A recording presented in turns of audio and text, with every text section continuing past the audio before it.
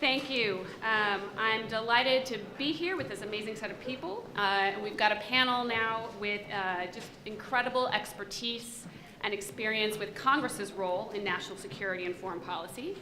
We will discuss Congress's national security agenda following the 2018 midterm elections, how the executive and legislative branches are working together in this realm or not, and we will delve into some of the hot topics that Congress has been grappling with these last few weeks and months. I'm going to briefly introduce our excellent set of panelists and then ask them a couple of rounds of questions, and then we'll get to the audience questions as well.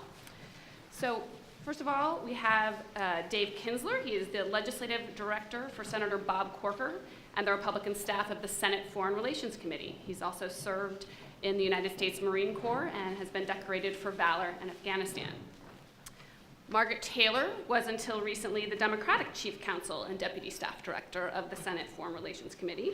She's also served at the State Department Office of the Legal Advisor and as a Council on Foreign Relations International Affairs Fellow. Next over is Luke Murray, the National Security Advisor to House Majority Leader Kevin McCarthy. He's worked on the House Foreign Affairs Committee as well, and for Congressman Ted Poe and Andrew Crenshaw.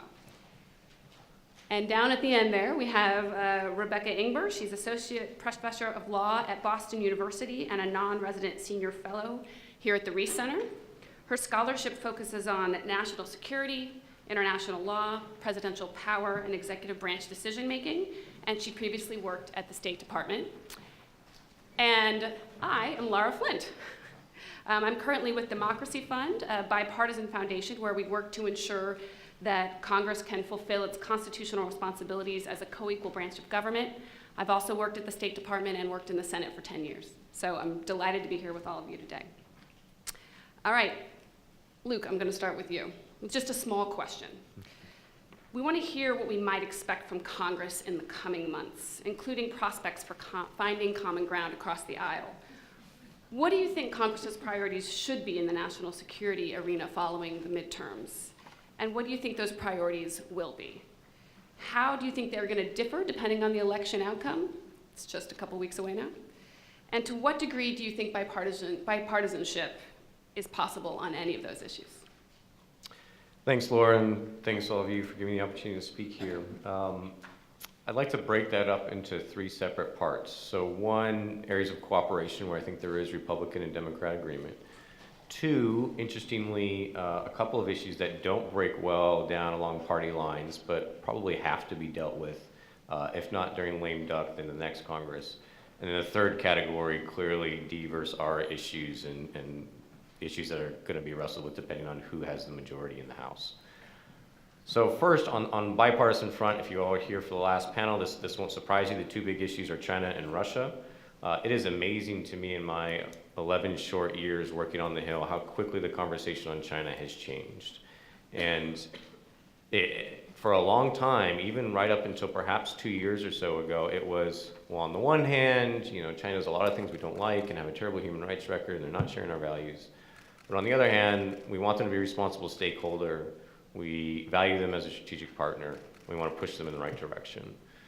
Well, as commented earlier, that has been pushed almost completely to the side. There is widespread belief on the House side, at least, that assumption or that belief that as China opens up economically, it will become a responsible stakeholder in the international rules-based order and will open up even perhaps along lines of freedom for their own Chinese people. That belief is proven wrong, at least as long as Xi Jinping is in power. And I think one moment in particular which sticks out in members' minds, at least members who follow this issue clearly and closely, is 2015. Xi Jinping is in the Rose Garden right next to President Obama. He's asked about militarization of the South China Sea and vows it will not be militarized. And then what does he go and do as he leaves the Rose Garden in the next few years? Well, puts anti-ship missiles on the archipelago of islands in the South China Sea, right? So you had a lot of members then start to see that the rhetoric that was coming out of Xi Jinping's mouth was not matching the policy that he was executing, and a lot of disappointment there.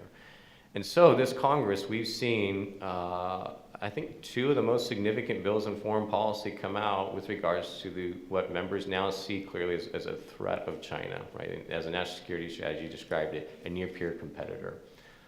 One of those has to do with how we think through foreign investment in the United States. So you may know we have a committee on foreign investment in the U.S., regulates all foreign investment in the U.S. For the first time in 25 years, we actually reformed that and updated it. So in 2009, China had a big strategic change. It had always been investing R&D for new technologies domestically. But in 2009, it decided to make a dramatic shift and try and buy that technology outright overseas.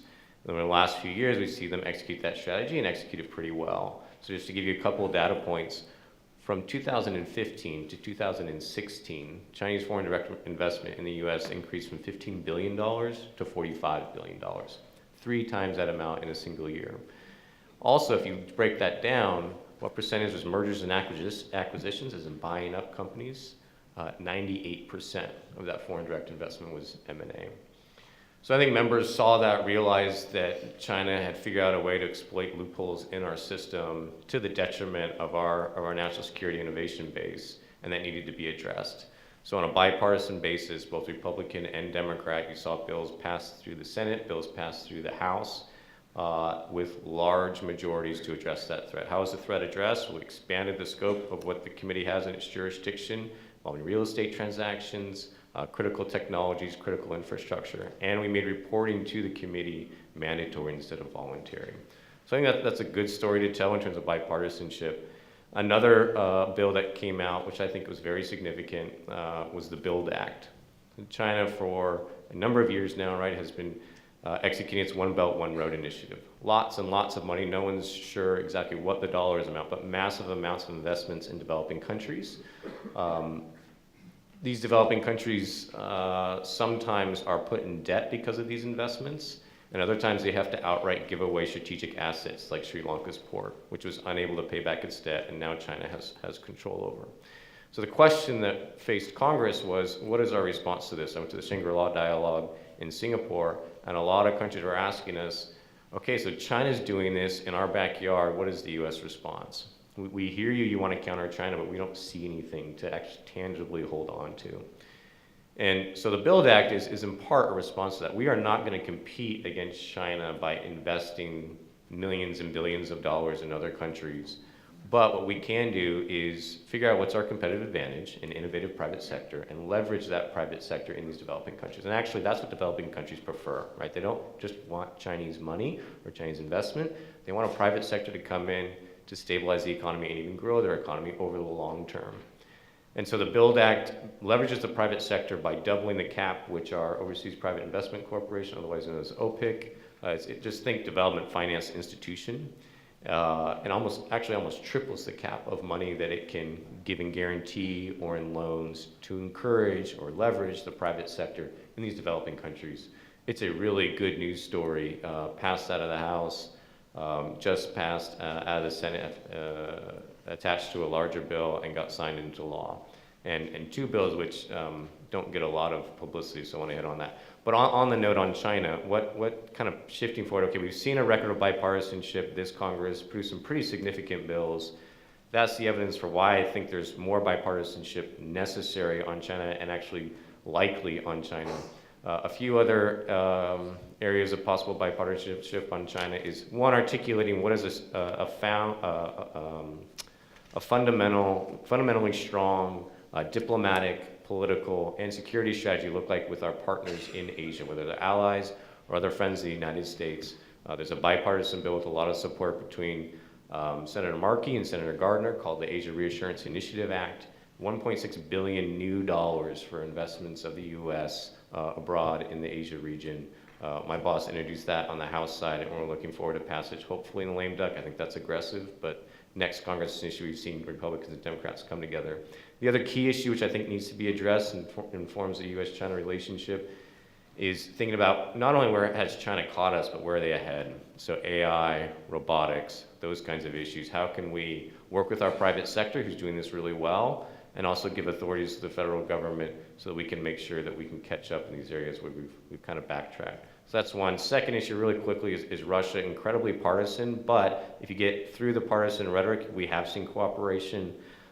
Margaret can talk a lot about CATSA and the sanctions that we implemented as a result of that, as can Dave. There's more to do on Russia. Actually, Republicans in the House Foreign Affairs Committee have been trying to address Russian disinformation campaigns for the last 6 years. Not with a lot of success, but it's been a top priority, particularly of Chairman Ed Royce from California. And then there's other issues on the Russia threat, which I think we have seen consensus on, and that's meddling in our elections, particularly our election infrastructure. We passed a bill out of the House just before August recess.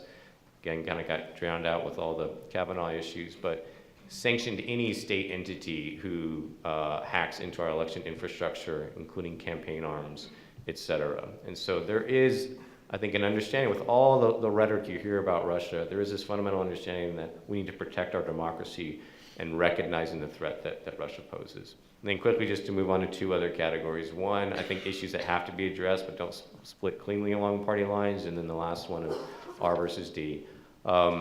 US-Mexico-Canada agreement, or UMSCA, however you want to pronounce it, the new NAFTA, if you will. It's unclear whether the administration is actually going to submit that during the lame duck, but either way, either lame duck or next Congress, that's a vote which is going to have to be taken in the House and in the Senate. It's going to be really interesting to see how that plays out. Ms. Pelosi doesn't have a great record on supporting free trade agreements. Senator Schumer actually praised the president for making progress on what he saw as a NAFTA that badly needed to be revised. So how will the Democratic Party particularly shake out on that? And honestly, Republicans too. You know, this is one of those issues that doesn't break cleanly. We've got a lot of Republicans who are not thrilled about the changes that were made. So we'll see how that works out. Another one that's been kind of flying under the radar is the USA Freedom Act. Expires at the end of next year. So as you may know, the government used to collect metadata of telephone records, phone numbers, times called, and place, and who you were calling, but doesn't collect the actual conversation. USA Freedom Act in 2015 said government, you're not allowed to do that anymore. Instead, private telecom companies, you have to keep that information, store that information. Well, so they did that. How did it go? The process broke down. Somewhere the NSA had records that they weren't supposed to have. The NSA is supposed to be able to tell telecom companies, hey, look up this number, let us know if you get any hits, and then give us the results. Well, the results that they were getting back from telecom companies gave them information that they weren't asking for and they weren't authorized to have. And so in June, they actually deleted all the records that they had collected from the telecom companies. And from today all the way back to June, they have not had any of these telephone records. So the question is, will the administration even come up and ask us to reauthorize USA Freedom Act? I think they will, but what form will it take? There's going to be a lot of discussion on what the government can collect and not collect, given this kind of private sector model hasn't worked so great. And then the last issue is where you're going to have clear splits between Dems and Republicans next Congress. The biggest issue is still Russia, Russia, Russia. From a House Foreign Affairs Committee standpoint or House Intel Committee standpoint, expect a lot more investigations, a lot more oversight. I fully expect the Intel Committee to reopen their now closed Russia investigation, particularly to look at financial connections between Trump Corporation and Russia. Expect whoever's the next chairman of the House Foreign Affairs Committee, if it's a Democrat, to do the same. Yemen, surprisingly, has been, in my experience, apart from Russia, the next biggest foreign policy issue that Democrats in the House are talking about. The basic issue on Yemen is we provide aerial refueling and targeting assistance in Yemen. I think and this is simplistic and it's hard to talk about the House in broad categories. I think roughly this is true. You've got Democrats who argue that the collateral damage as a result of Saudi targeting, as in killing of Yemeni civilians, is terrible and the U.S. should have no role in that. And the Republican argument saying if we don't help them on targeting, there's going to be even more collateral damage. They're not going to stop their strikes. They're just going to increase their strikes, and there will be no limits. You actually see more civilians die. Now, how does the wild card of Khashoggi affect this debate? It's incredibly an interesting time right now in the U.S.-Saudi relationship, and I don't have a good answer. But clearly, Russia, Yemen are 1 and 2. There's smaller issues, CT operations in Africa. Where we go on nuclear posture review and implementation of that, or any kind of ways in which the administration is handcuffed. And also Iran is clearly split along party lines. But those are 3 categories for you. All right, great. There is a lot to unpack there. That's a fantastic start, and we're going to get into some of those issues in more detail. Next, though, I'm going to turn to Beck. So, as a little bit previewed by Luke, there has been significant debate for years now about Congress abdicating its authority to the executive branch in key areas in the national security realm, such as the use of force, while potentially overreaching in other areas. Such as oversight of ongoing Justice Department investigations. Where are you seeing our constitutional separation of powers functioning? Where are you seeing it failing? And what needs to be done to restore the balance, if anything? Okay, so another small question. Yeah, that's a small question. So there's a lot in there. So I'll try to keep it somewhat short to leave room for questions. But So as Laura mentioned, there is a lot of long-standing debate about where, and especially academic debate, about where the proper allocation of power between the president and Congress and foreign affairs and national security issues lies. And that I say academic debate because it is pretty rare that the courts have intervened to sort of lay out the lines, although that's potentially changing, and I'll talk about that a little bit. But historically, at least, there's been this longstanding academic debate, and yet at the same time, the conventional wisdom has been, and I think this is borne out by practice, that Congress actually doesn't even use all the power that it quite clearly is understood to have, right, within the sort of four corners of its clear authority. So even though we've got this academic debate going on about where that line would be, that would play out mainly in some kind of sort of interbranch dance rather than the courts per se, even the sort of well-established authority that Congress is understood to have, the conventional wisdom is that Congress is not using it. And one of the most obvious examples of where that plays out is, of course, in the use of force and war power space, where I think we've all discussed ad nauseum the fact that we're going on, 17 years of a conflict with Al-Qaeda and associated groups, and Congress, sort of after that initial point of authorizing the president to use force against basically the perpetrators of 9/11 in 2001, Congress has not shown a real interest in engaging to define the contours of that conflict further. And so it's been left primarily to sort of the interpretations of executive branch lawyers and policymakers to play out, with some engagement with Congress. So, there's plenty of opportunities for oversight through testimony by executive branch officials, et cetera. There's lots of conversations that end up playing out, but there has been, despite rumblings, there has been no further legislation defining the contours of that conflict. So now we're in a situation where the president is using force against additional groups, ISIS, and probably other unnamed groups that are associated in some way with Al-Qaeda. And the public isn't really involved in the debate over the contours of that conflict, and Congress hasn't been much either.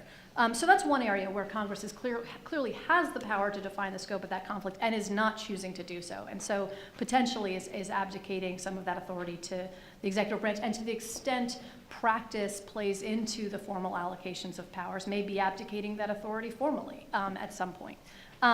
Another area is perhaps trade, where, interestingly, you've got a situation where even where the party itself, right, the GOP president and GOP majorities in Congress are perhaps disagreeing and as Luke mentioned, this is an area where there might be sort of all sorts of interesting bedfellows, but there are clear disagreements between perhaps easy majorities of Congress and the president on trade, and yet you don't see a real interest in Congress in dialing back the delegated authorities that it has given to the president in this area over time, right?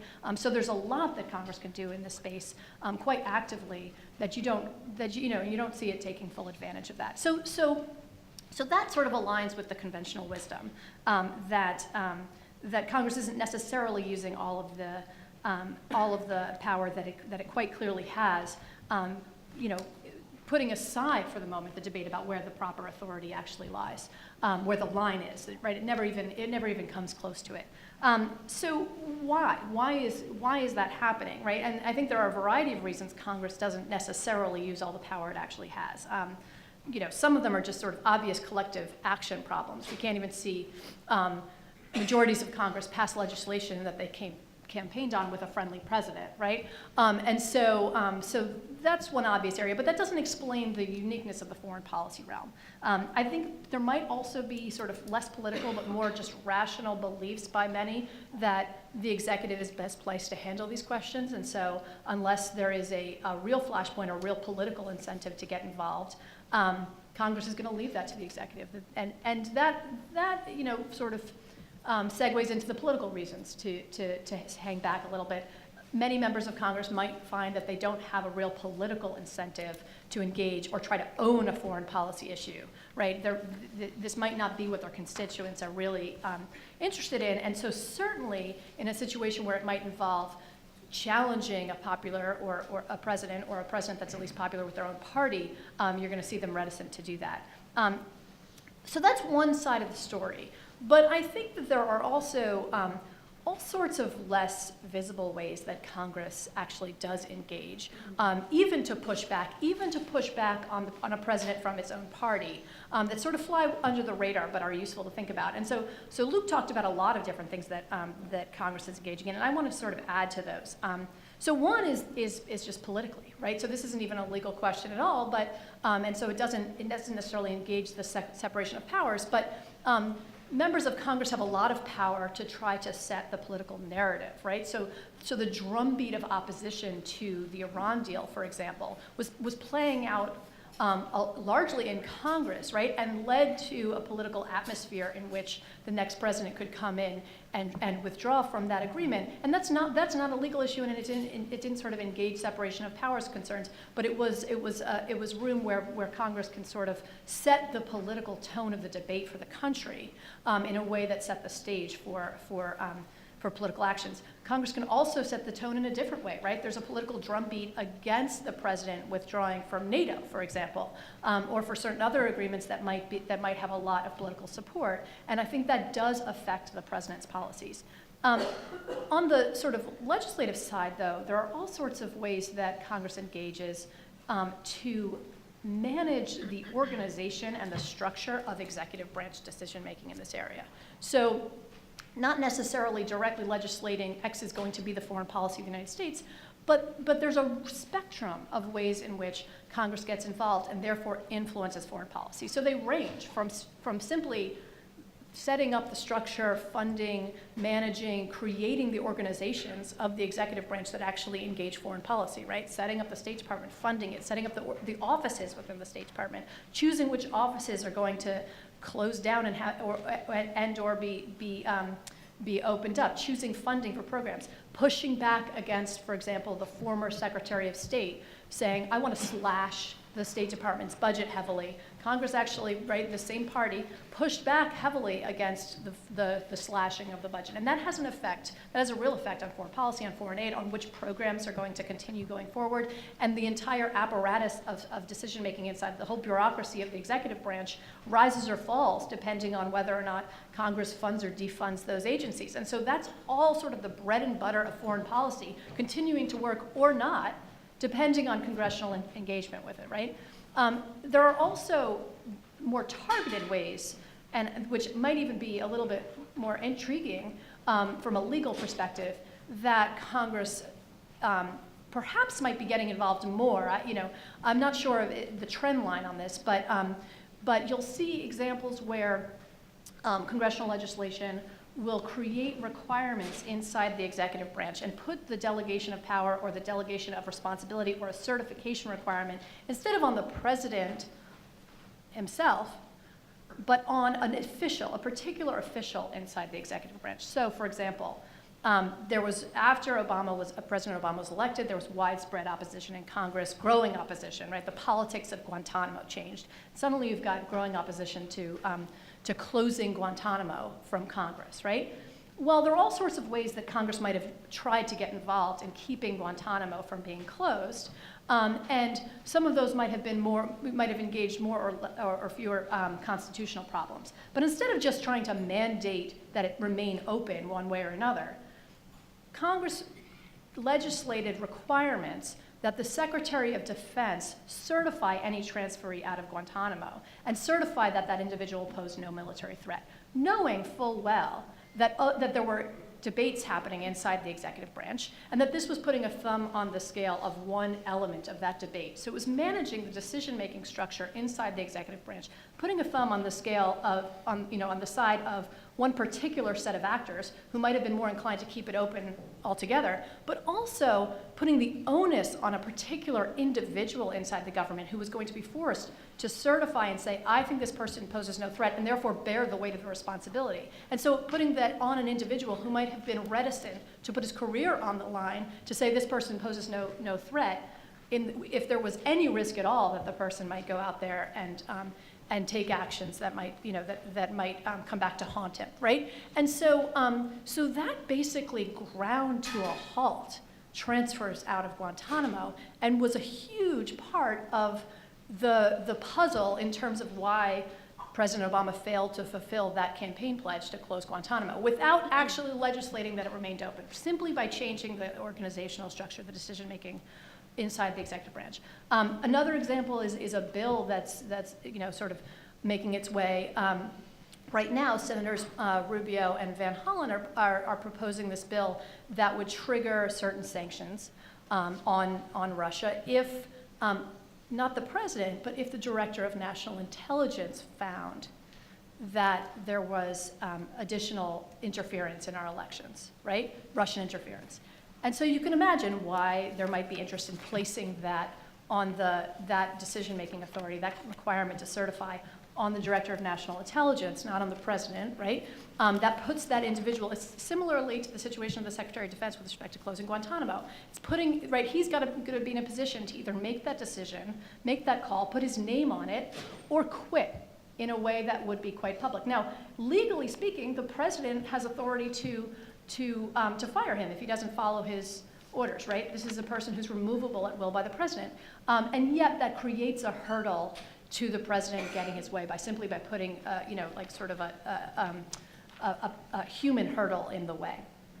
So those are ways that Congress engages indirectly, but I think can have a great effect in influencing foreign policy in ways that we might not see as obviously. And it also allows members of Congress to get involved, to influence policy in a way that doesn't necessarily bump up against those problems that I mentioned earlier, right? It's not totally taking control, wresting control away from the executive. So you still have the advantages that the executive branch has in this realm. You have the advantages of expertise in particular. Not only do you have the advantages of expertise, but you can choose which expert you want to actually engage here. We're going to have the Director of National Intelligence make this decision, right? It also doesn't have the political disadvantages, right? Because it's a kind of a diffusion of responsibility here as between Congress and the executive branch. And that, we can talk about whether or not that's a good or bad thing, right? Once you diffuse responsibility and you sort of send it down the line to a less visible level, maybe there's less room for public debate, and that might be something that we might have concerns about. But I think we're going to see this. I think we're going to see this increasing over time. And I was going to talk a little bit about. Well, I'll just very briefly mention. There's also questions. So those are the questions about the extent to which Congress pushes back against executive branch overreach. I think there are also some questions that people have raised about possible congressional overreach into the executive's power. And among these are, the Carter Page FISA process fiasco that played out, among other things. On that one, I'm less concerned as a separation of powers matter about Congress engaging in ways that ultimately provoke greater transparency, so asking for information, even if it's going to spin that information to its own advantage, even if it means leaks. Those might be national security problems, and I grant that they may well be, but as an overarching separation of powers issue, that doesn't concern me as much. From the executive side, what concerns me is that by politicizing intelligence in that way, Congress might be undermining its own opportunity to provide the oversight function in the future, right? Because next time it asks for information from a slightly, perhaps less friendly administration, the administration could say, this is just a totally reasonable request, now has greater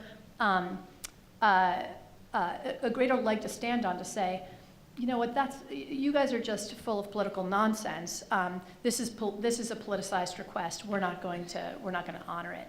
And you know, the public is going to be hard pressed to figure out, you know, these committees are supposed to provide oversight in a way that that give the public some faith that it is being done in an apolitical manner. And once we lose that faith, I think they lose their ability to function. So that concerns me.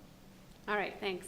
Dave, I'm going to turn to you now. We've heard from Luke and Rebecca actually a number of ways in which Congress is asserting itself in the national security and foreign policy realm. So I want to give you a chance to add anything that you've seen in your time in terms of Congress sort of taking back its power in that realm, but also want to talk a little bit about some of the institutional challenges that Congress has in terms of its just literally its capacity to both legislate and oversee a really substantial executive branch national security apparatus. Congressional spending on itself has gone down over the last several decades. It is a tiny, tiny proportion of the overall federal budget. Staffing has gone down, salaries have gone down. Access to classified information is a challenge. I can speak from experience, and I know you have it too. So if you could talk a little bit about that as well. Sure, no, I'm happy to. I just give one note to Luke's optimistic view of bipartisanship in the Congress. I think it's something that's probably overlooked today, but it is there, and I think it will continue. So Margaret and I were counterparts on the Foreign Relations Committee, and I don't think most people know that everything we do is actually bipartisan. There's nothing that the committee brings forward that both the minority and the majority don't agree to first, and I think that will, hopefully that will continue. On trying to bring power back to the Congress that we've given away to the executive branch, it's tough. So the specific ones that I've been involved with on the committee were first on the Iran nuclear agreement. Congress passed a law, the Iran Nuclear Agreement Review Act, trying to give the Congress the ability to first approve of the deal. We couldn't do that, and so then it was to disapprove of the deal. And we did that, that was enacted. And actually that ended up being formally the mechanism here anyway that President Trump took us out of the deal. Second one would be an AUMF, which I'm sure we'll come back to. But again, here's an example where we've delegated away power to the executive, similar to the Iran deal, where we've given the president the ability to waive statutory sanctions in effect in perpetuity. And here we've given the president the ability to, in effect, wage war against specific groups in perpetuity. And we've been trying to take that back unsuccessfully. We drafted a bill, which I'm happy to talk about. And then lastly, which has come up a few times, is trade. So President Trump has obviously taken a new stance on trade, and that's causing a lot of friction in the Congress.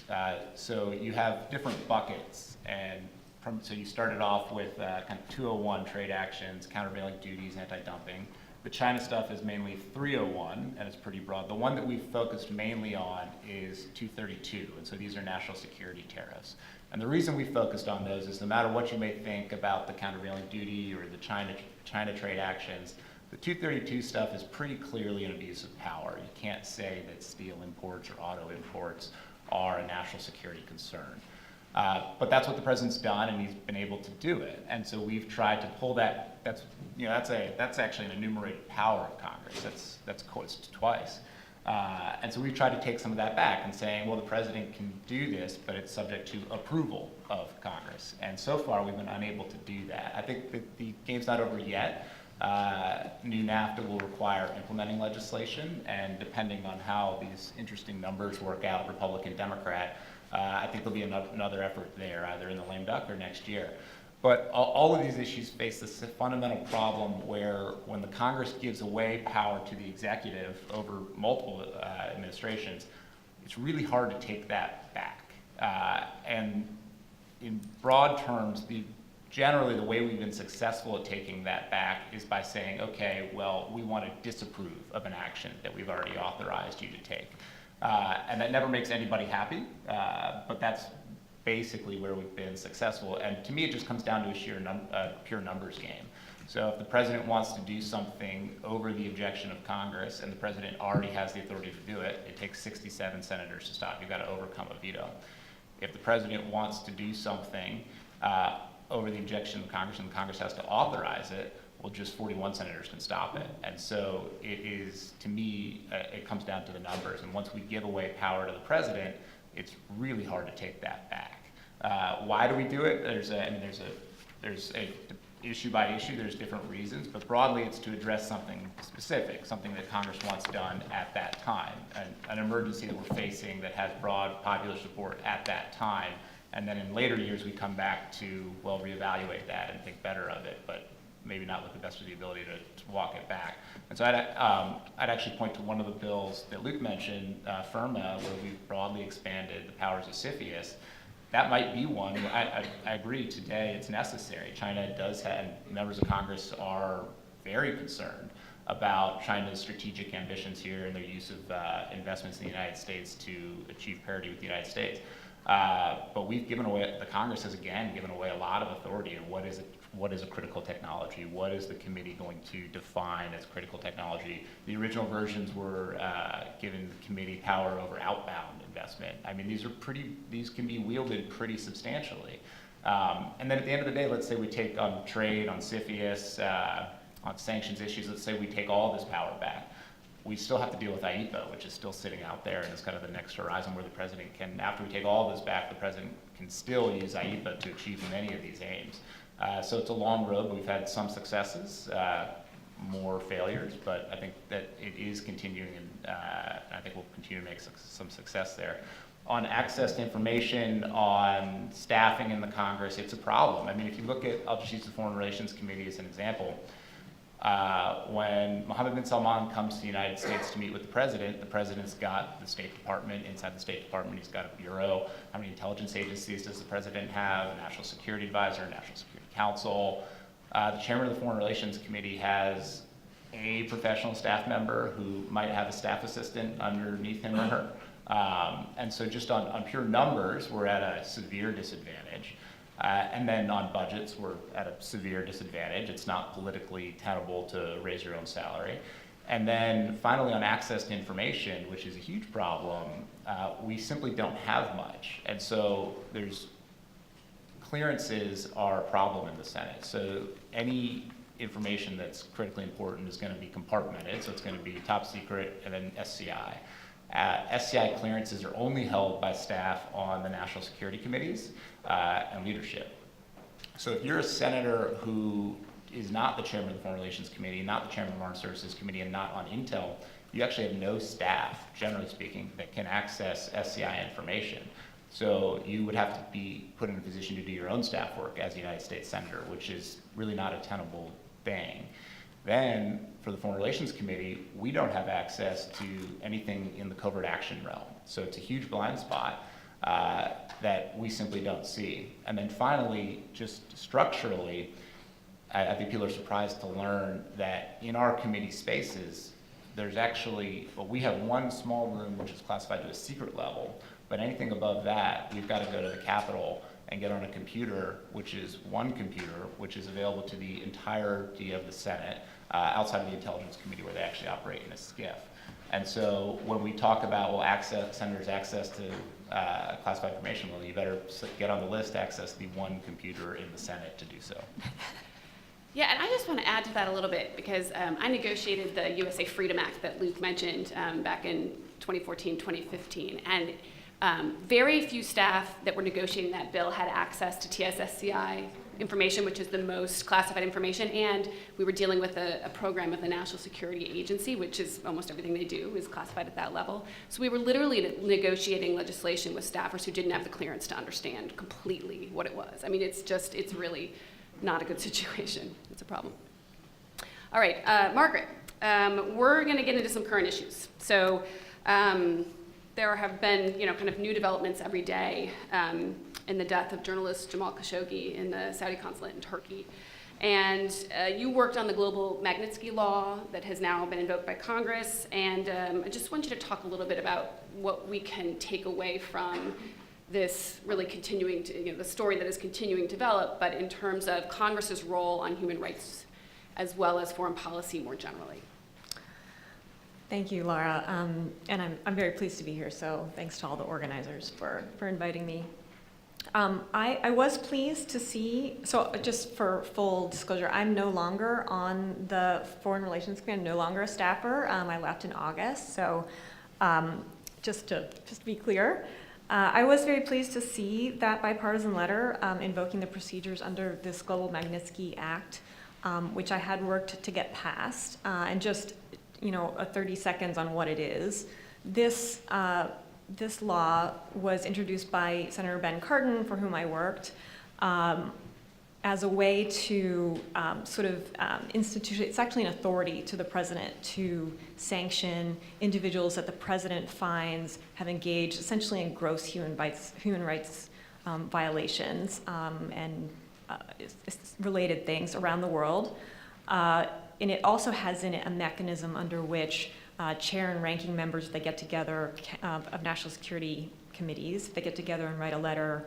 They can essentially require the president to make an assessment about a particular individual or individuals in terms of whether those foreign individuals have engaged in gross human rights violations. And the president has to report back to the Congress within 120 days. So that's when I say global Magnitsky, that's kind of what we're talking about. And the members of the Foreign Relations Committee did sort of invoke those procedures, sent a letter to President Trump addressing, asking for the president to specifically look at the Jamal Khashoggi murder and whether there are individuals who should be sanctioned under the Global Magnitsky Act. I suppose we'll find out sometime between now and 100 and something days from now whether that's going to sort of be a fruitful path. So I was pleased to see it. I think it was a good way for members to be able to express themselves quickly on a really important human rights issue.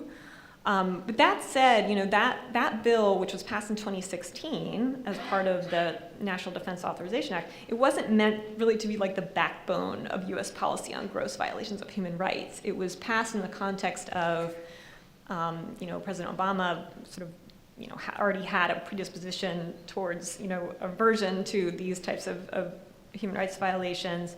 And it was meant as kind of a mechanism to draw attention to cases going on out there in the world which weren't getting a lot of attention. So what's kind of interesting to me here is that it's being invoked as a way for Congress to sort of express himself on a high-profile issue, which is interesting to me because that's not sort of how we conceived of it. So.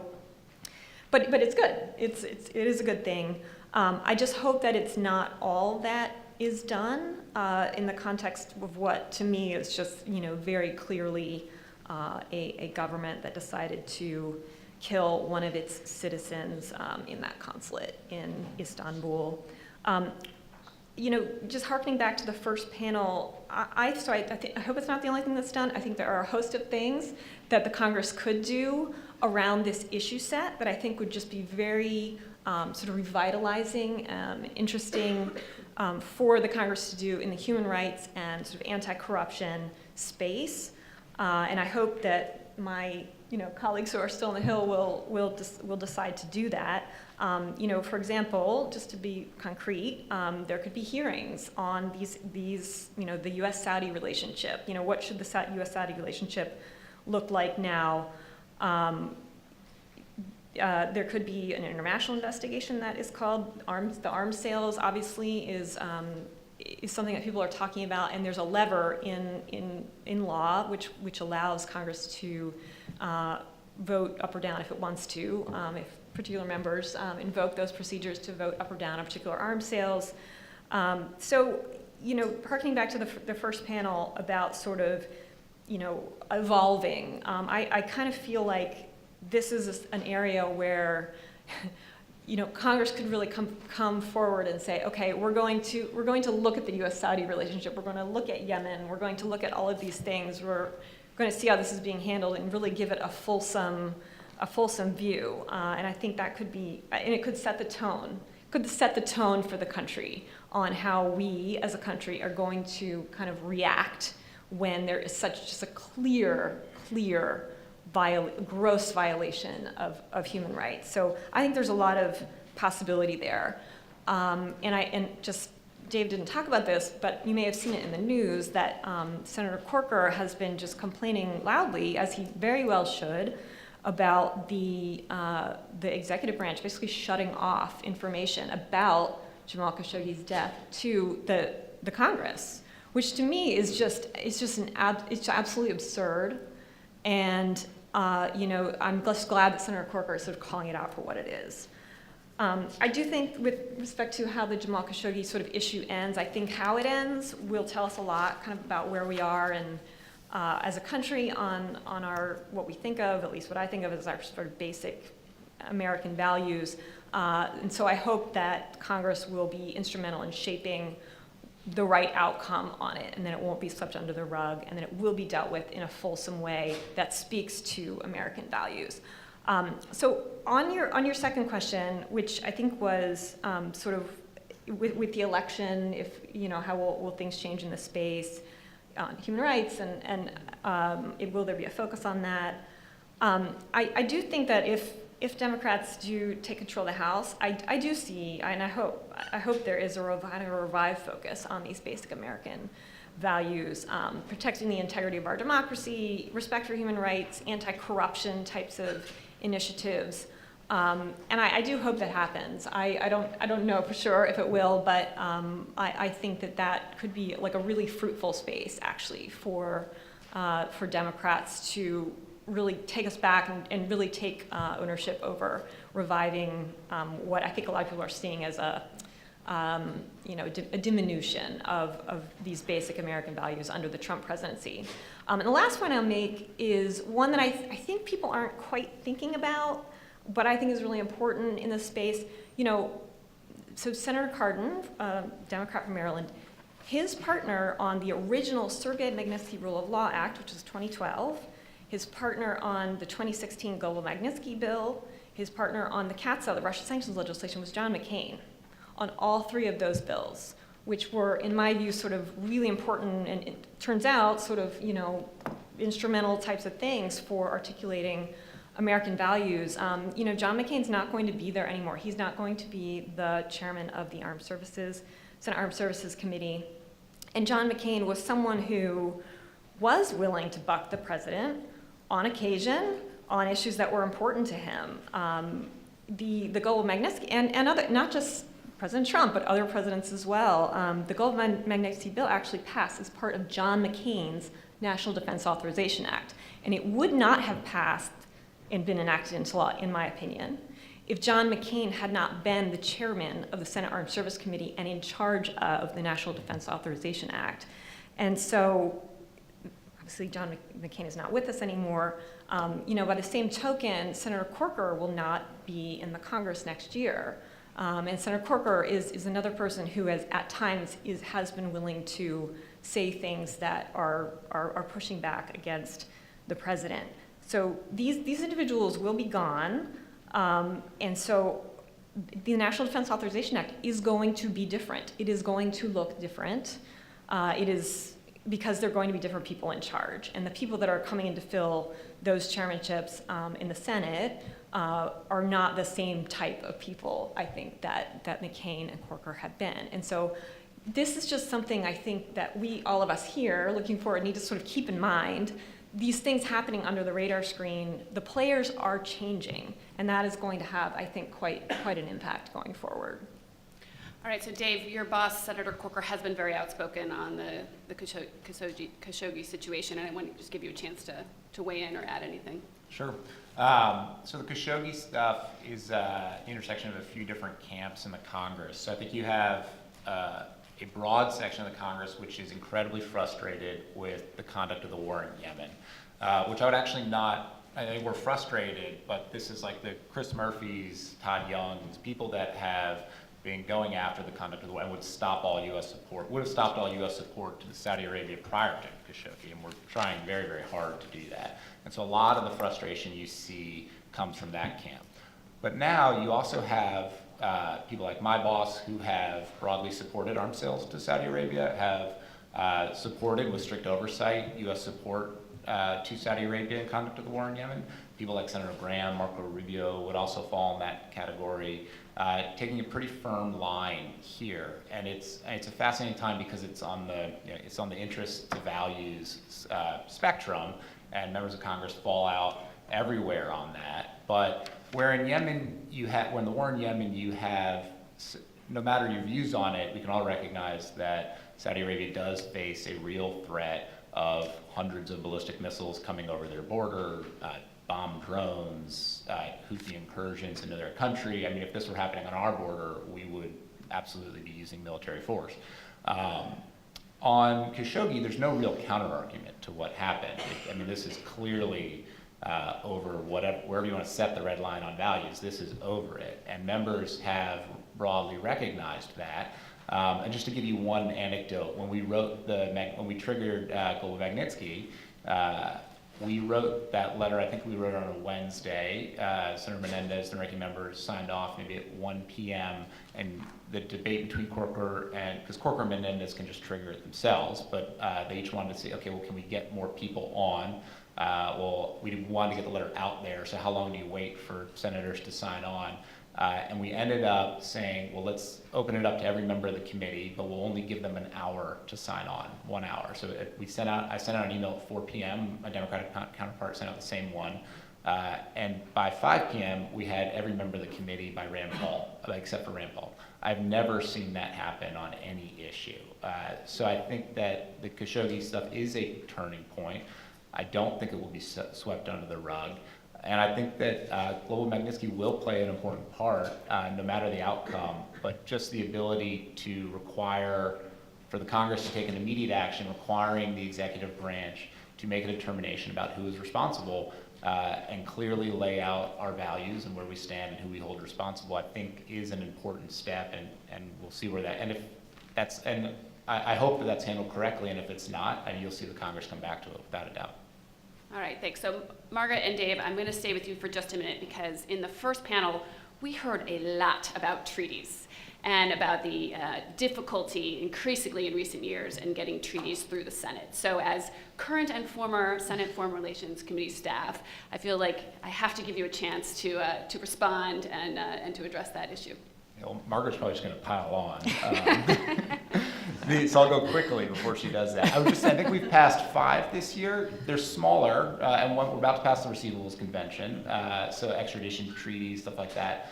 So they are moving a little bit. Corker was one of the 13 or so Republicans who voted for New Start, and so there's another example of where we have done it recently. But I mean, the numbers clearly point in one direction. There's really not a defense to that. The only defense I'll try to come up with is that I think successive administrations have realized that the Congress is more of an impediment to foreign policy execution than an ally. And so if you combine that fact with Congress continually legislating away our own authority, the executive branch doesn't so much need us anymore. And the Iran deal is a good example of this. So the implementation of the JCPOA was done through the waiving of statutory sanctions. Those are 90 days, 120 days, 180-day waivers, and they were just waived. And the deal was structured that successive administrations would continue to waive those in perpetuity, and the Trump administration did not. The only reason that the Obama administration could conclude the deal was because we gave them that authority to do so. Had we not done that, the Congress would have had to have been involved. And I would argue that that's the better construct. You want congressional involvement, no matter the administration, no matter the makeup of the Congress, because it leads to a more lasting solution. It means that you have the buy-in of the branch that's closest to the American people. And the way to do that is with involvement of Congress at the front end, which is annoying and hard and an impediment. But if you look at new NAFTA, Lighthizer is up on the Hill, I don't know, weekly now, bi-weekly. He's up frequently, meeting with members, updating them, because he's got to sell new NAFTA. And so on issues where the Congress has to be involved, we are able to do it sometimes.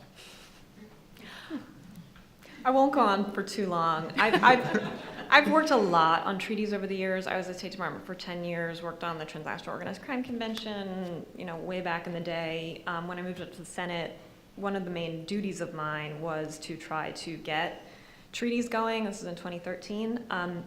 I just want to orient everyone here to a practical reality of the Senate, which the morning panel didn't do because they're more high level. But I'm just going to take a minute to say, putting a treaty through the Senate, if one senator objects, the only way to get a treaty through the Senate is for the majority leader to decide to devote 3 to 5 days of time to that treaty.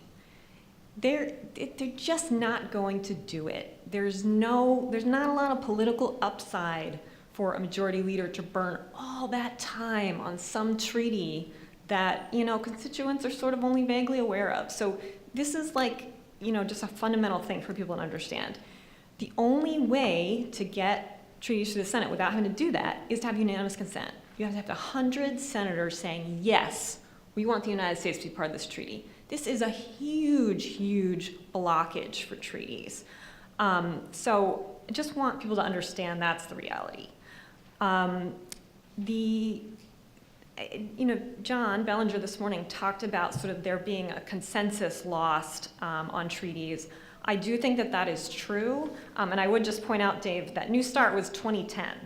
That was like eight and a half years ago. So not so recent for a major treaty. That is the last time the Senate did a major treaty. As Dave said, there have been these sort of very low profile kinds of treaties. And honestly, I should say, we on the committee, and it wasn't really Dave, because there's someone on their side that sort of works on treaties specifically, we sort of try to like, okay, how are we gonna do this? We're gonna like get this under the radar screen so that, you know, Republican senators who might sort of, otherwise, if we raise the profile of this thing and start doing rah, rah, rah about it, they're gonna clamp down on it and say, no, we're not doing it. So I just would just lay bare the reality, at least, or my view, which is that treaties have been politicized in the Senate on the Republican side. All Democrats love all treaties. I never had any problem with any of my Democrats on any treaty. So this really was an issue on the Republican side. And I do just want to say, because the first panel was very high level, you know, working in my job, I had people forward to me fundraising emails from Republicans on the Foreign Relations Committee from their campaigns, fundraising emails going out to just Americans, telling lies about treaties and trying to raise money and trying to use treaties as a wedge issue to divide Democrats and Republicans and make Republicans different from Democrats. I'm not saying all Republicans do that, it's not that, but that is real. It is out there and it happened. I saw those things. So it's a reality. This isn't just like a separation of powers, executive, congressional, Senate thing. This is like a political, very political type of issue. But we did work hard on the committee to try to get some of these lower profile treaties through. And it was like twice as much work to get half as much done. That was, or not even half as much, it was like a fraction done. The last point I'll make, and then I'll stop, is, you know, this morning Jake Sullivan talked about sort of, is this an evolution? Is this an evolution, sort of political commitments, maybe that's better, maybe it's the sort of new way to go because treaties are sort of too cumbersome or whatever. I think, you know, he got me thinking about that, and that may be the case that in certain types of areas, political commitment agreements may be sort of the way to go. There is this phenomenon, as I'm sure all of you are aware, where countries like Iran, countries like Russia, they'll sort of nickel and dime you to death on like a lawfare type of actions on treaties, like, oh, you know, like, well, you're doing compliance, we're gonna take you to the ICJ. They're sort of using these legal mechanisms associated with treaties. So maybe in the context of these political commitments, that's harder to do. Maybe that's a good thing. But I do think that in terms of thinking about our long-term security interests, security commitments, I think those are hugely important and hugely important to be done as binding legal treaties, binding legal commitments. Look at NATO. NATO members need to know that their allies are going to come in and protect them. You can't just have a political commitment by some random president of some random country that's going to happen. So I do think political commitments may be good in some areas. We should probably figure that out. If it is a good way to go, not good in other areas, and that is a project for the future for international lawyers. All right, Beck, do you want to just briefly touch on treaty termination as a separation of powers issue? Yeah, so the panel talked a lot about the fact that there's, you know, the death of treaties and whether or not we're going to be entering into treaties going forward. But there, of course, is also this question about on the other side, which is treaty termination and where does the power lie to terminate treaties. So this is, you know, another one of those areas that's a matter of longstanding debate and has seen very little judicial intervention, really no definitive judicial intervention, is does the president have the power to unilaterally terminate treaties? And does it matter which and when when I say treaties right now, I'm talking about in the international context. On the domestic level, that includes Article 2 advice and consent treaties that would be, right, that would go through the Senate process that we've just been talking about, which is now near impossible, but there's lots and lots and lots and lots of treaties that we have outstanding that have, including NATO, right? Then there's executive agreements. So there's sole executive agreements, which, for example, the Paris climate change agreement, and then congressional executive agreements, which are, so there's something in between, right? NAFTA is a primary example of that. So, so there's a lot of debate about, okay, is there some difference between all these in terms of what the president can do, and what is it?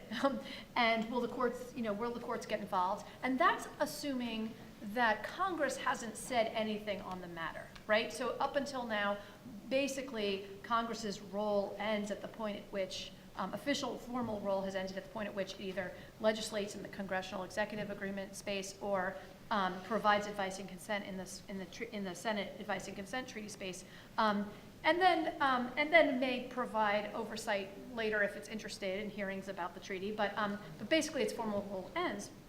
Well, in that case, does the president have the power to unilaterally terminate? And there are examples throughout history when the president has unilaterally terminated each of those kinds of agreements. Some of them have ended up in court, and the courts have basically dismissed these cases on a variety of grounds, including political question grounds, meaning it is a political question where the proper allocation is between the president and the executive branch on this, and therefore we're not going to just terminate it. We're going to leave it for the political branches, which is really a nice way of saying we're going to pass the buck here, right? Now, it so happens that the Supreme Court recently decided a case. This is the case of Zivotofsky, the case about whether or not Congress could tell the president that he had to basically could tell the State Department that it had to stamp Israel on passports of people born in Jerusalem, right? So that case went up to the Supreme Court, and in that case, the court first had to decide, before it decided who had the power, it had to decide, is this question of the proper allocation of authority between the president and the executive branch over this question of recognition, is that a political question, right? And initially, the courts were prepared to kick it out on that ground. Sorry, this is a political question, just like all those others. But then the Supreme Court said, no, that is not a political question. That's actually something that the court, that the court can decide. Can't decide whether or not to recognize Jerusalem, that's a political question. But the question of who has the power to decide it is actually a question that's fine for the courts to weigh in on. And the court decided this is a recognition question and it's the executives, right? So post that decision in Zivotofsky, it's my view that, at least as a matter of doctrine, if the courts engage these questions again, it would be consistent with that Supreme Court decision to decide where the proper allocation is on any of these given issues. And at that point, it might depend on a number of factors. It might depend on some people have proposed like sort of a mirror image rule where the way you get into the treaty is the way you have to get out. And again, this is only as a matter of domestic law. There's a separate international law question, which is how do you terminate treaties? That's actually pretty much answered. You terminate treaties pretty much in accordance with the terms of the treaty. And by the way, in all of the contexts in which the Trump administration has either withdrawn or threatened to withdraw from any agreement thus far, it has abided with the international law principles in which the international law rules governing. So that's just sort of an interesting data point, right? So for example, are we still party to the Paris climate change executive agreement? Does anyone know the answer to that question? Who thinks we are party to the Paris climate change agreement? Who thinks we are not? Well, we are because we can't yet actually withdraw per the terms of that agreement. Okay, so there was a great political moment where we're going to withdraw. Really, we just sort of signaled our intent. We didn't even give notice that we're going to withdraw because we couldn't yet. We gave our intent to give notice to withdraw. And does anyone know when we're going to have the power to withdraw from the treaty? It's like the day after the next presidential election. Interesting, just side note. So anyway, under the mirror rule, right, if the courts were to adopt that, the president could withdraw from treaties the same way we got in as a matter of domestic law, which means advice and consent of the Senate. That would be very hard to do, right? 2/3 of the Senate. Or congressional legislation for congressional executive agreements, or unilaterally withdraw if it's an a sole executive agreement, right? But we don't know. And so what will happen, in effect, is that presidents will continue trying to do this unilaterally, and at some point, the courts may take it up. There's one other wrinkle, which is that the Congress could throw a little wrench into the works by actually enacting legislation that prohibits the president from withdrawing from a treaty. And Congress has been sort of threatening to do this in the NATO context, right? To pass a bill that would prohibit the president from withdrawing from NATO. And under longstanding Supreme Court precedent that I'm not going to get into here, that would lower the president's power in this realm. So the question of whether or not the president could act would be even narrower in the context in which Congress has actually tried to prohibit him from acting. All right, thanks. Luke, I'm going to turn to you next. We have covered a lot of issues, and we haven't even scratched the surface on some of them. There's just so much that we could talk about. But I want to hear from you what you think voters this year actually care about in this realm, how public opinion, and in particular, I think the increasing polarization of the American public is affecting Congress's role, specifically on national security and foreign policy. Yeah, great question. I'll give a real short answer, and then I'll give a little bit longer answer. The short answer is they're not really caring in this election about this sphere. You look at the polling, you look at what members are coming back to the House and saying is being talked about back in their districts. It's not foreign policy, it's not national security. It's healthcare, it's taxes, and it's Trump. And it's healthcare, and it's taxes, and it's Trump. I mean, those are the three issues that are dominating, at least from what we're hearing on the House side from our members, both in terms of challengers and incumbents who are defending their seats.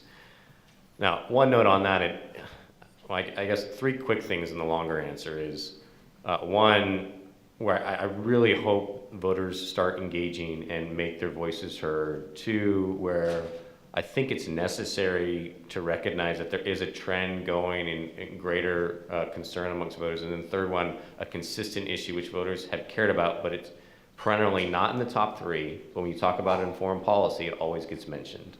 So one, what I wish they would care more about is Afghanistan. So this president committed 4,000 more troops into Afghanistan, from 10,000 to 14,000. We spent $110 billion in Afghanistan. We've been there 17 years. Thousands of Americans have died, and we almost never hear about this issue from voters. I understand, because most Americans aren't sacrificing very much for what we're doing in Afghanistan. But I think it's a travesty to the service members that we have in Afghanistan who are sacrificing so much that voters are not engaged on this. And I think it's a crucial time to be engaged on Afghanistan. Let me just briefly explain why. From 2016 to 2018, the Taliban now has 50% more territory. Let me say that again. Today, Taliban has 50% more territory than it had in 2016. The elections, parliamentary elections, were just held on Saturday. They were postponed for 3.5 years. They should have been held 3.5 years ago, and Afghanistan still was not ready. They had 2,000 of 7,000 polling stations closed. 11 candidates were murdered. Oh, and by the way, in Kandahar, they couldn't hold the elections at all and had to postpone them for a week because the top Afghan security official was assassinated. And at that meeting, an American general was shot. Oh, and also at that meeting, the top U.S. commander in Afghanistan was sitting there in the crossfires, General Scotty Miller. It's crazy what's going on in Afghanistan right now, and nobody is talking about it. I think I'm not criticizing the administration's Afghanistan policy. You can agree it's right, agree it's wrong. We need to be having a more robust debate, and I think it's incumbent on all of us who care about foreign policy and national security to be talking about Afghanistan with other people when we engage in foreign policy issues. I will say one other thing quickly on Afghanistan. The president the right word is, appointed a new special advisor, Zalmay Khalilzad. Zal is an incredible professional, carries a lot of gravitas and has a lot of relationships from his previous experience in Afghanistan. His sole job is to negotiate a peace deal with the Taliban. And the DoD actually fully supports him doing this and fully backs him up. But I think the president's instinct and his gut is to get out. I think he had to be convinced to increase the troops to Afghanistan, but I think he's going to give Zal maybe 6 months, maybe 12 months to see what he can do. Can a peace deal be reached? And the reason why, there's lots of reasons to be optimistic, actually, but I think there's one big reason to be pessimistic, and that is Pakistan is still allowing safe havens, and they are not going after terrorist organizations. And as long as you cannot make it painful for the Taliban to fight, it's going to be very hard to get them to the negotiating table. So the administration actually has been very strong on their Pakistan policy. They've cut off all aid. And interestingly, the new prime minister in Pakistan thanked the president for doing this, Imran Khan, who is, for the first time in decades in Pakistan, it's a two-party structure. They have a third party now just come to power. Imran Khan prides himself on not being corrupt, or at least that's the campaign message, and being very, very concerned about, if you will, Pakistan first. He's very nationalistic. And so he didn't want any aid coming in. He thought that was feeding them the corruption. So what does Imran Khan do about safe havens in Pakistan? That is a big open question. But I think Afghanistan needs to get talked about more. One issue which is kind of on the trend and getting talked about more amongst Republicans and Democrats, we had a really, really hard vote on defense spending earlier this year in the spring. On the of $700 billion in FY18, $716 billion in FY19. Lots of Democrats didn't like it. Actually, lots of Republicans held their noses and voted for it, but actually didn't like it because it was, we want more defense spending. Well, if you want more defense spending, you have to get more non-defense spending, which means you don't cut anything, you just raise everything. So particularly our fiscal conservative Republicans are like, that was terrible. I ran on smaller government, and I just did this huge $1.3 trillion budget deal, and all my voters are mad at me, right? That's their constituency. They are mad. And the Democrats feel like they got short end of the stick because defense spending went way up and non-defense spending didn't go up as quickly. So there is going to be a big fight over the next budget deal, a lot because voters are concerned about debt. And you're hearing that now not just from Republican voters, you're hearing about that from Democrat voters. The last issue, which is always a consistent issue with voters, when you ask them about foreign policy, go to any personal office in a House office, and they ask them what the number one issue on foreign policy is. It's foreign aid. And what do they ask about foreign aid? It's cut foreign aid. It's a waste of money. It's also the go-to on, hey, how are you going to cut spending? Well, let's cut foreign aid. I've got 2 quick points on this. 1, transparency, and 2, evaluation. 1, if we're transparent with the American people, we actually build their trust in foreign aid. We don't cut their trust. There's a Kaiser Family Foundation poll done a while back that says once you tell voters how much we actually spend on foreign aid versus how much they think we spend on foreign aid, the support for foreign aid doubles from 28% to 56%. So we just need to be honest with the American people about what we're spending our money on. We also need to be doing a better job on how we're spending our money. We have gone through fits and starts in how we evaluate foreign aid. In 2011, we finally had an evaluation policy at USAID, which is the main branch of government carries out U.S. foreign assistance. And that's 60 years after 1951 Foreign Assistance Act, right? It's just the policy for evaluation, let alone implementing that policy. One of the triggers on that policy is you gotta spend money on evaluation, right? It makes sense, evaluations cost money, you should spend money. You should spend 3% of program dollars on evaluations. Since 2011 to today, every year, the max amount of percentage that's been spent on evaluation of U.S. foreign assistance is 0.1%. So we have a great policy, it's strong, I support USAID's policy. State Department has its own policy, developed that a couple of years later. We still don't know what works on foreign assistance. We can't tell you, your American voter, your dollars are going here, it's making this difference with this farmer, and this is the yield they're getting because you gave them this different seed. We don't know causation, and that's a big, big problem. And if I'm for foreign assistance, I think it's a valuable U.S. national security tool. We can do better, and if we do better, we actually will increase our trust with the voters and we'll find more public support. All right, thank you. I think we'll take some questions from the audience now, if folks want to approach the mics. And I would just ask that you please introduce yourself and make it a question if you can, and keep it short just so we can get through several. And if you guys don't have any, I have more. So. My name is Ron Goldbrenner. I'm a graduate of the law school. I wanted to ask you, if you had the opportunity to restructure the Constitution and laws to allot a certain amount of power to the president for foreign policy, intelligence, et cetera, and a certain amount of power to the Congress to oversee that, how would you change the structure that currently exists? How much power should the president have as a practical matter? How much should the legislature have? What will work practically? What's in our best interest from oversight? How would you redo? Simple way to start is how would you redraft the definition of war in the Constitution? Yeah, so I'll start. So I think the balance of power is rightfully with the executive. The Congress is, 435 voting members are not going to create a coherent policy that you can execute. I think there's a fundamental problem, though, there's a disconnect, a tragic disconnect between the formation of our policy and its execution. I think that there's a lack, and Afghanistan's a great example of that. We simply don't know what's actually happening on the ground in Afghanistan, and we suffer for it. And so I think that's the area where Congress needs to play a larger role. It's an oversight area. It's a debate area. That's where Congress we need our elected leaders to, one, play a stronger oversight role, and then two, once they do that, they should have buy-in to the policy that we're executing, and they should play a role in selling that to the American people. On the second question of war, that's probably a longer answer than I can give right now. But we continually deal with the question of what is hostilities. The House is about to deal with it on Yemen.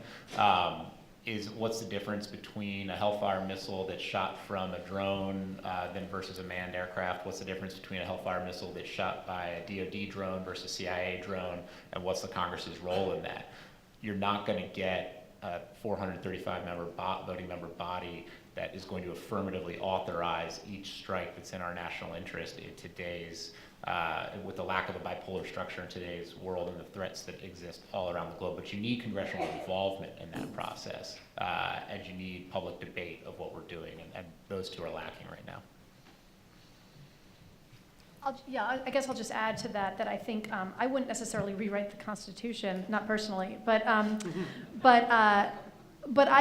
one thing that I think would be really useful and that would change a lot in this space is more robust judicial review with teeth. So as things stand now, if Congress has not actually weighed in, so if the executive branch is acting either based on an interpretation of its congressional authority or an interpretation of its Article II constitutional authority, the courts often, and I think this is going to increase with the addition of Justice Kavanaugh, who's made his position on this pretty clear, the Supreme Court is inclined to assume that they should leave it to the political branches to sort of define the contours of what the president can do, which really means if Congress doesn't act, the courts almost don't get involved. And so I think there's two answers to that. Congress needs to get more involved more clearly in creating granular rules governing, for example, the conduct of the use of force in that space. And I think the courts have a lot more room to get involved and engaged than they do currently. There's this veil of mystery over national security decision-making. So if the president basically uses those magic words, this is war, national security, the courts are inclined, and of course this is not always true, but the courts are inclined to feel like, oh, this is not our competence. And the reality is that these days, it's not that much different than other sort of administrative questions, and they have a lot more ability to engage than maybe they think they do. All right. We'll go over here next. Hi, I'm Gabriel Ferrante. I'm at 2L here. We moved as a country from a military that was based on conscription, often focused on people without means, but still one that was relatively universal, to a military that is not only all volunteer, but also highly heritable. A huge number of the people who are currently serving in our armed forces have a relative who served in their armed forces, often an older relative. Is there a generation gap in Congress between vets or even non-vets who grew up in a political environment where our wars were basically fought by the whole country to the sort of more recent generation where we now have a 20-year-long engagement in Afghanistan that's being fought by a very small and tightly knit portion of that country?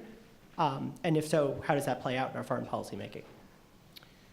Yeah, I mean, I can speak to the composition of the House in terms of what kind of members we have in. We actually, our freshman class in the 115th Congress had a significant number of veterans. And you're seeing, again, in this election in 2018, a lot of candidates with military experience. I think it's still something that's highly valued by the American public, and they understand the perspective that brings. Interestingly, amongst those members, those are some of the members that are most vocal about the need for a new authorization for use of military force. So this is like Warren Davidson from Ohio, who took Boehner's old seat, very, very vocal about this. And I think it comes from a perspective of they want the country to buy in on this. And it's been 17 years, and our troops don't sometimes, at least some of them, don't feel like the American public cares or is watching. And I want to see Congress pass a new AUMF. I think it's a great idea. And you ask every member of Congress, and most, except for kind of like the Barbara Lee factions who don't want us to have a new AUMF at all, I think that's a small minority. I think the vast majority of members would agree on that. We need a new AUMF. But when you get down to the details, you put pen on paper, all of a sudden, you can't get to 218 anymore. You can't get even half the House to agree on what it looks like. So you're talking about, do you have geographic limitations? Do you have time limitations? Do you need specific groups? And there's no 218 there. If there was a 218 there, I think you'd see at least House leadership do it in a heartbeat, because we think it would send a powerful message to troops abroad. But apart from that, we do believe that there's an enemy that needs to be confronted. And we're winning. We've taken 98% of territory away from ISIS. But to not have an AUMF at all and allow ISIS to expand like it once was is just not an option, which I think the majority of House members want to consider. So you're not seeing kind of the opposite take place either. And, you know, we're stuck in an awkward place right now, and it's disappointing. But I think the more members that have this experience are actually the most vocal, and it's a welcomed input into the House. We'll go over here. Hello, my name is John Fish. I teach media production cost management here at NYU. This has been a lively, intellectual, highly pointed conversation. And my question for you, for taking the media out of this, do you have these types of conversations within your offices and across party lines? And are the people that you work for as smart as you in discussing these issues? You have to answer that last question first. Luke, you're up. No, I'm just kidding. Thank you so much. It's funny because I did not consider this to be particularly highly pointed conversation, which actually I think tells you that the conversations we actually have on Capitol Hill are they can be very cordial, and I was always very cordial with my counterpart Dave. They can be highly contentious, and I've been involved in a lot of them. So thank you. I'm glad that you thought of this as in that way, and I'm glad. You know, I do think there are a lot of really committed staffers and members on Capitol Hill who are trying to do their best on these issues. Lots of staffers who really, really, really care and who are really, really, really expert. And I worked with a bunch of them, and they're just amazing people.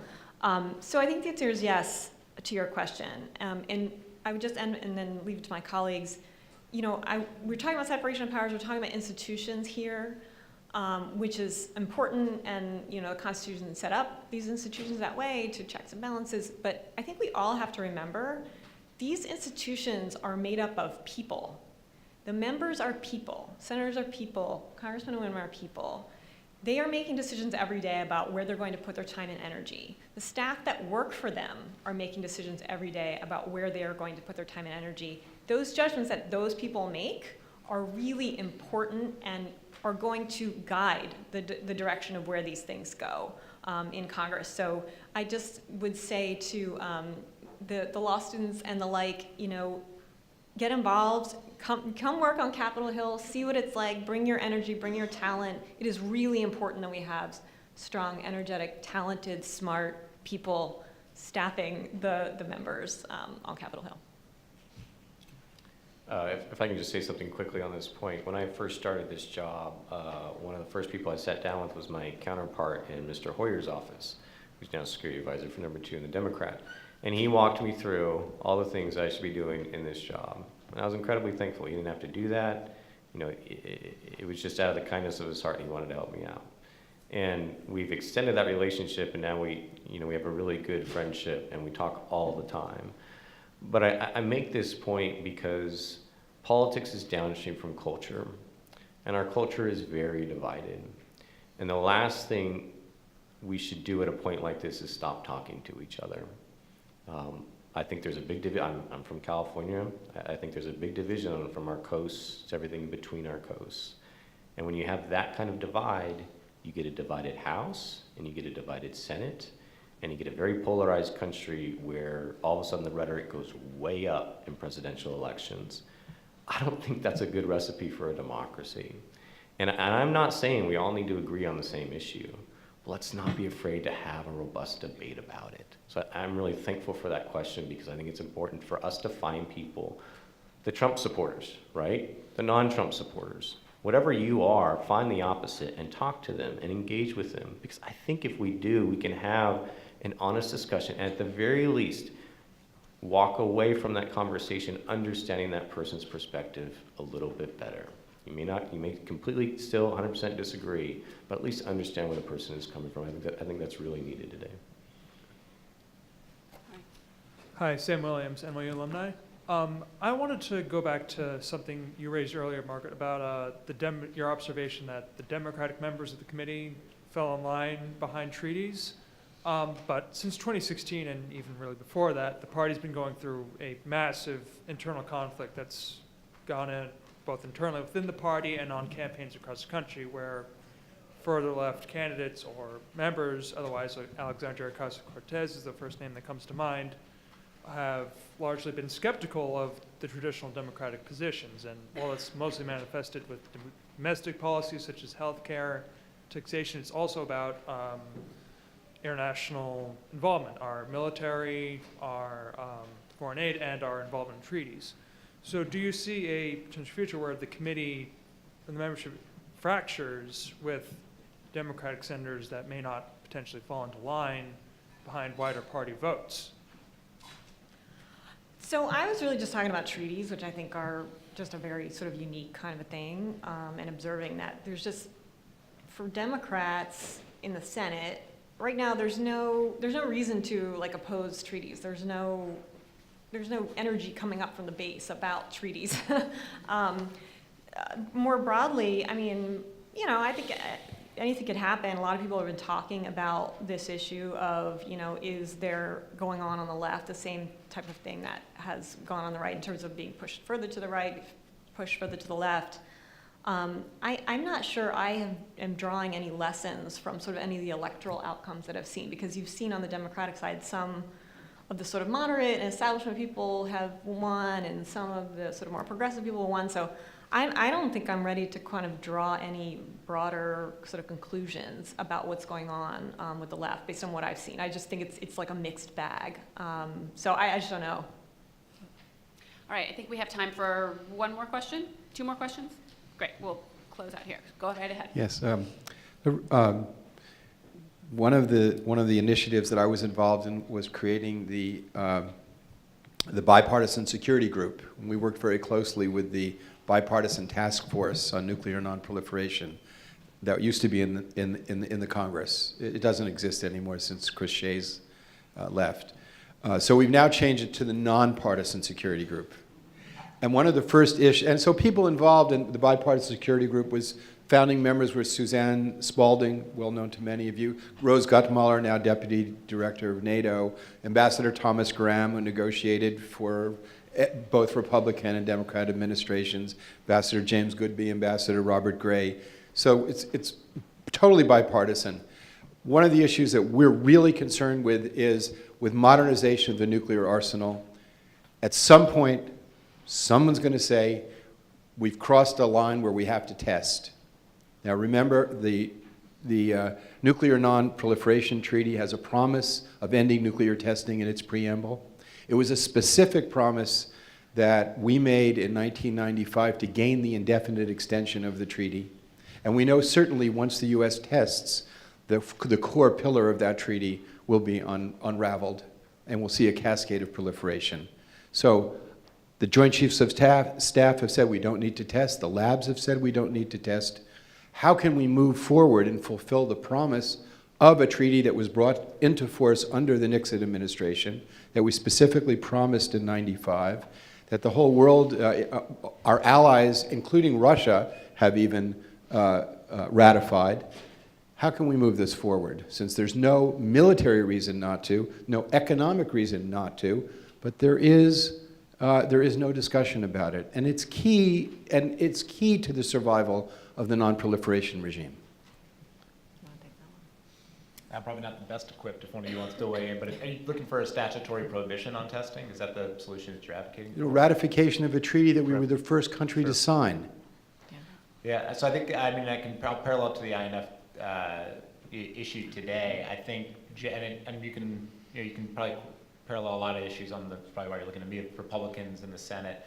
But I think, and any of these issues, we, broadly speaking, are incredibly hesitant to take a position which will carry forward in time that could put us at a strategic disadvantage. And it's going to be really hard to overcome that sentiment. How could that possibly put us at a strategic disadvantage when we've tested over 1,000 times? The Joint Chiefs say we don't need I'm not to. arguing the need to test, but I'll parallel to the INF debate, and which I think whereas there's been strong rebuke of pulling out, but I think politically it might actually work in terms of Russia's cheating. So why are we staying in? Why are we going to put ourselves in a position where Russia is developing medium-range missiles and we are not? And so there is this pressure to move forward in that. I agree it's dangerous, but I don't think I necessarily have a good answer to your question. All right, I think in order to squeeze in one last question before we run out of time, I'm gonna move it on. Thank you very much. My name is Alex Pascal. I'm from Macro Advisory Partners and a former national security official.